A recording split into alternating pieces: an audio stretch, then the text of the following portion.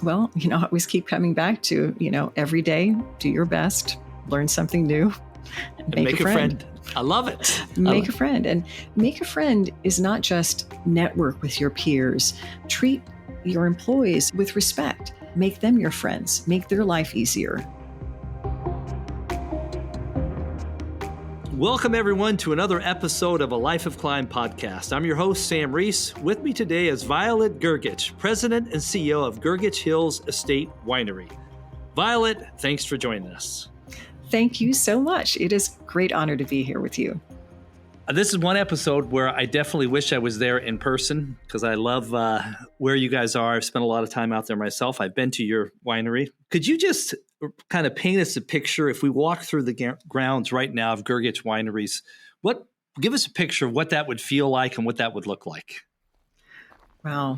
Well, it's really a beautiful place. When my father built the building, he wanted it to remind him of his native land, Croatia. So it's white stucco with a red tile roof, and it's surrounded by our vineyard. When you walk up to the front entrance, you're greeted by one of our fabulous hostesses. We have a very diverse group of people here, and they're all incredibly down to earth. We will seat you either outside, surrounded by our wonderful gardens. It's not a fancy designer garden, but it's really very, very natural. We are certified regenerative organic, and we like to keep things simple. So the more natural we can make things, the happier we are. And we create an environment that really makes people very happy. That seems like a fun job to have. And you've been involved in the business how long now? Oh my gosh. I want to say since 1977, really officially the summer of 78 when I started work on the bottling line. Long time.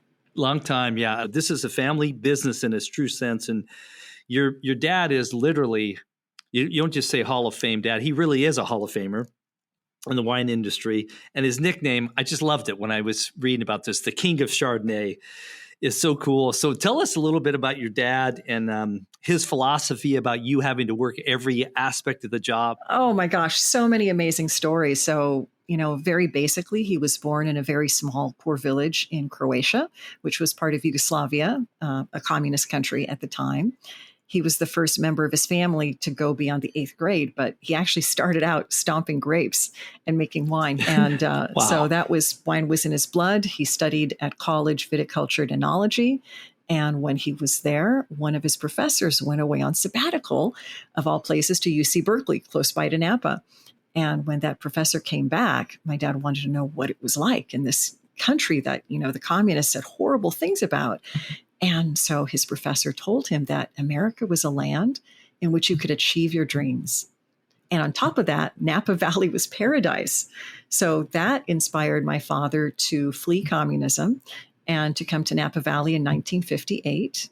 He actually became famous when he made one of the two most famous wines in the world. It was a Chateau Montelena Chardonnay, 1973 vintage, and it was entered into a competition without his knowledge in France with the very best French white Burgundies and red Bordeaux. And it came out the number one wine in the entire tasting. It's called the Judgment of Paris, and it was held in 1976. And that literally is the incident that not only put Napa Valley on the map, but also really introduced wine to a lot of Americans who were not familiar with it. Wow. Founded the winery in 1977, found a wonderful partner by the name of Austin Hills from the Hills Brothers coffee family. And so our very first Chardonnay in 1977 actually earned another number one spot out of 221 of the best Chardonnays in the world. And that's when people started calling him the King of Chardonnay. So incredible. Yeah. So the first time he came to the country was what year then? 1958. 1958. That is an amazing story. And literally, I didn't know the roots of the whole wine country connected to him. The incredible story. Now, what about him as an expert in the process and an expert winemaker? What were the things he taught you that just when it came to the business side that still stick with you today? Well, there's so many different things. I think number one is something that he was told by his father when he left home at the age of 8 to go to school. And his father told him to every day, do your best, learn something new, and make a friend. And I've heard that my whole life. That is not only our personal philosophy, but our business philosophy. So my dad would always tell me to make sure I kept it simple. Why make something complicated when you can keep it simple? And what's very important is that, I started on the bottling line. I mailed out newsletters, cleaned, tanks and barrels. And, you have to be willing to learn and do everything, because otherwise you won't know the business. And that's important, because no matter what kind of task you are given to do, and no matter how simple or how lowly, if you can figure out a way of doing it better, or understanding the value and the meaning it has, that can turn you into somebody who might be a janitor into literally the CEO of a company. And you will have the ability to adapt, which is something that's absolutely necessary in life and in business. Did you know you wanted to be in the wine business? And tell us a little bit about that journey. Well, it's actually quite a journey. When I was very young, I think I was 3 or 4 years old when my dad started bringing me to the wineries that he worked at. He worked at Robert Mondavi. And in fact, I think everybody knows that arch with the tower on it. Of course. My dad's office was in the very top of the tower. So I felt like Rapunzel sort of going up those wooden steps. And at Chateau Montelena, there's a beautiful lake with islands and bridges and a castle, of course. And so even though I spent pretty much every weekend running around the wineries, once my dad started insisting that I become a winemaker, it was definitely not my idea of what I wanted to do with my life. I had a lot of different interests, a lot of passions, a lot of things I was good at. And he was so renowned, and I just couldn't imagine ever reaching that level. And so the more he insisted I become a winemaker, the more I was stubborn and went in the opposite direction. And so finally, after going to graduate school and then coming back, I started realizing that, I actually heard from a customer one time at a wine tasting, "Oh, do you know, I saw your dad last weekend and he could not stop talking about how proud he is of you. He's like, my daughter's getting her master's in music." And I'm like, he never said anything nice to me about that. He was always, "When are you coming home?" So, it turns out that, like any Croatian father, he was trying to make sure I didn't get a big head. When I was young, I thought business was horrible and boring. It was just about making money. And then I realized how exciting it was, because there's so many different things you could be doing, and you could actually be creating and making wonderful things. For us, wine is an art. Yes, it's science, but it's more of an art. And my dad would always say that, he made wine with his heart, and his wines were like his children. And to be able to make something that brings people together and makes them happy is just such a joy. Over the years, I found I could actually do more than I thought I could, and really fell in love not just with the business of wine, but that ability to work with people and make things better. And our goal has always been sort of larger than just making wine, but it's that making people happy. And we find that aspect of bringing people together is so important. Yeah, I love that way you connected that to your mission, to bring people together. That seems like something that would be very inspiring to be working there. I imagine do you have employees that have been there for a long time? Yeah, I imagine just by listening to you, it sounds like you build that kind of culture. Well, it's interesting. I never really used to think about that, but I was thinking with my dad, he always wanted to make sure that he hired the best people that can do everything. So I'm always talking about hiring people, not positions, because everybody here wears many different hats. And if you are able to wear many hats, it's much more fun than if you're always relying on just doing your own job and looking at, your particular, bit of the puzzle. But being part of a team and creating a culture of teamwork where people can help each other and pitch in has always been very important for us. That was something that your dad believed in. When did you get that lesson? Did you get that before you started running the place, or did you see that as a young person? One of the things that I recall when I was working in the cellar was that my dad hired enologists.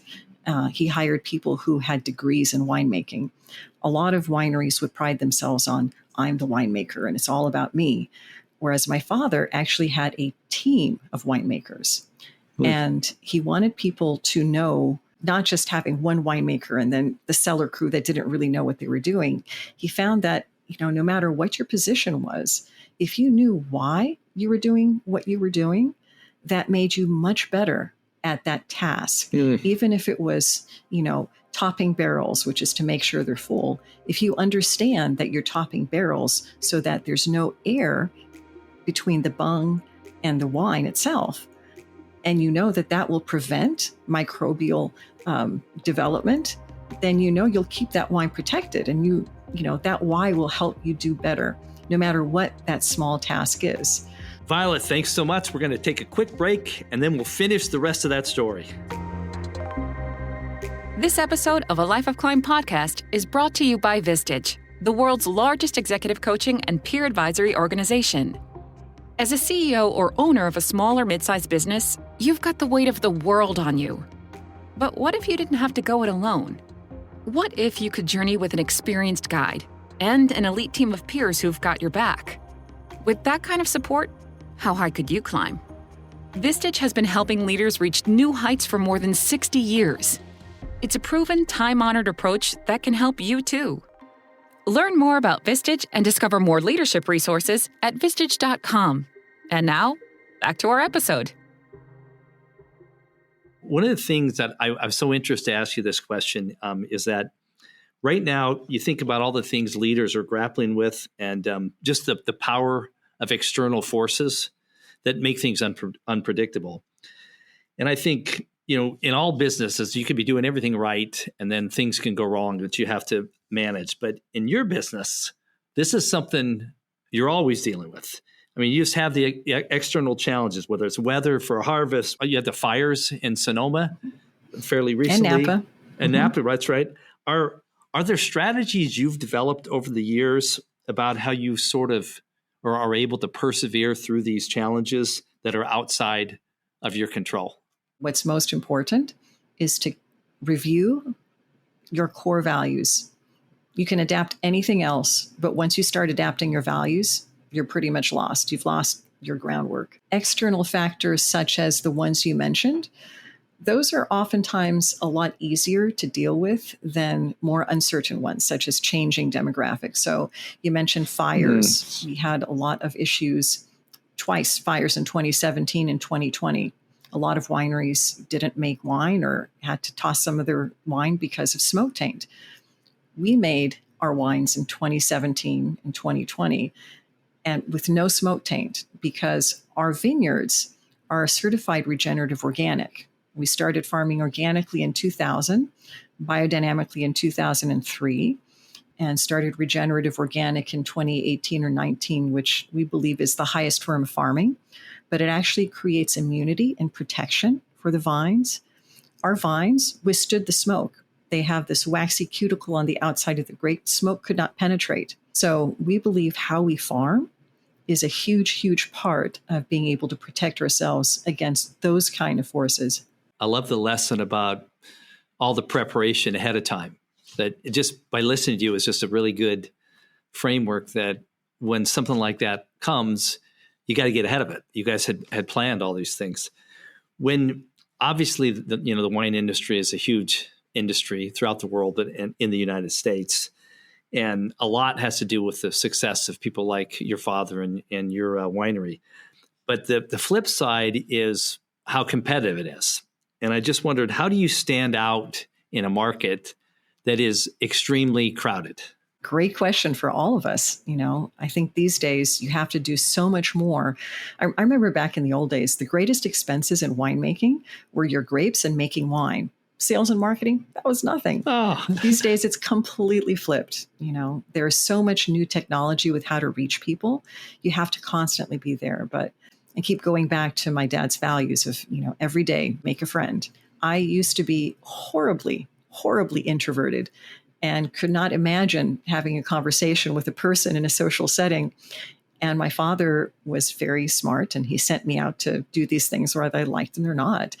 And I thought, okay, well, this is going to be terrifying, but all I have to do is, pour my wine into a glass, wait for them to take a sip, and then take their order. And he was right, So figuring out how to have people taste your wines, when people taste them, they're blown away. has this business become much more complicated on that sales and marketing side? You talked about, new technology, new ways of touching people. How is it that besides just getting people to your winery to taste, what are the ways that you connect with customers and sort of drive demand in your business now? Technology changes, and being able to use technology for the benefit of consumers and for reaching out to them is great. I mean, we can text our consumers. We have our website that can reach out to them. Social media, too. Those are all ways. But when it comes down to it, I think it's the in-person, it's the events when we actually especially pair wine with food. We do dinners or wine tastings. We bring people to our winery and tell them our story and have them try our wines. That's still the most basic part, and that's still the most important part, is to connect on a personal level. Whatever technology you have is just there to enable that connection to happen. How would you describe your leadership style? If I worked for you, what would I say about your leadership style? I think I really believe in teamwork and bringing people together, and having people come with solutions rather than problems. And again, it comes down to friendship and having, respect for everyone that you work with. Sometimes, not sometimes, my executive assistant is always, your door is open way too much. You need to close it to get things done. But, I do feel it's important to be able to connect with, everybody who is here, no matter what position they're in, because they're all part of the winery and part of what makes this place tick. And my father, of all the things, I mean, there's such a long list of things that, he has accomplished and has done. But the number one thing that he said he was most proud of was providing employment for almost 50 people. Yeah, I love to hear that. It inspires me when I think about the work we do. As we say, we help high integrity leaders make great decisions that benefit their companies, their families, and their communities. Because as you know, that's how this country and actually around the world runs, those small and mid-sized businesses. Is there one big area on your mind when you think about leadership and where you're really trying to improve or be more effective that you've targeted in your own leadership journey? I think it's really being able to be truly focused, continuing to hire and motivate and coach the best people possible. But I think it comes to time management. And, it seems like such a basic thing, but I always feel I have way too much to do and not enough time to do it. And my father years ago told me that actually two different things. He said, every day you should only do three things. Focus on three things.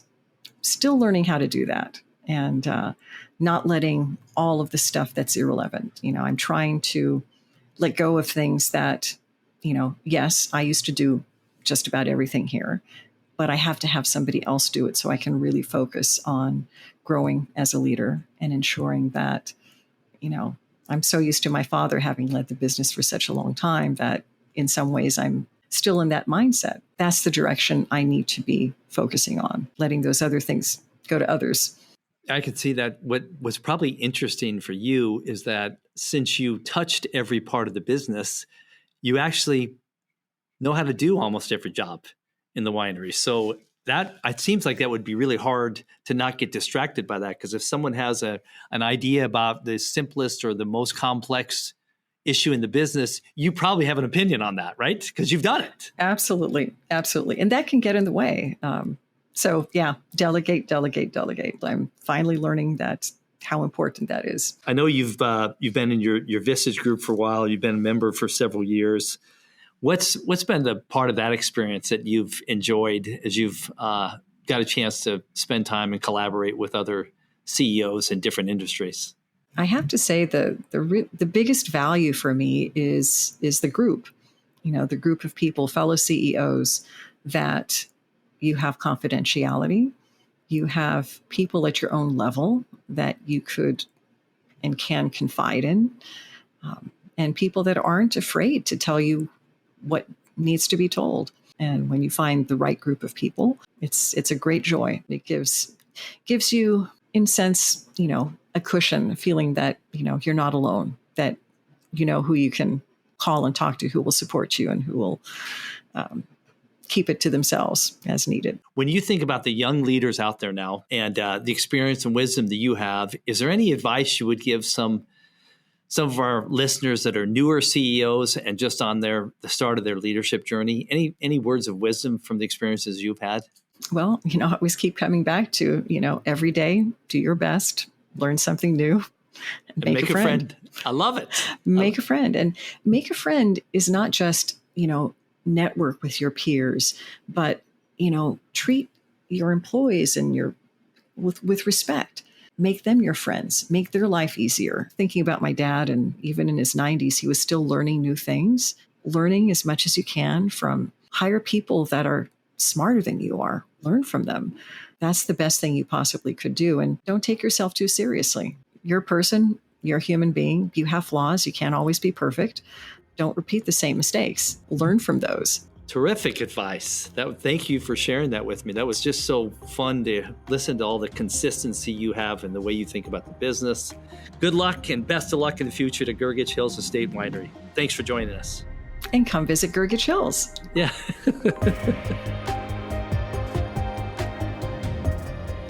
Thanks for joining us for this edition of A Life of Climb podcast. Friendly reminder to please subscribe or follow the podcast to get all the latest episodes. And please visit vistage.com/podcast for more resources to support you on your leadership journey.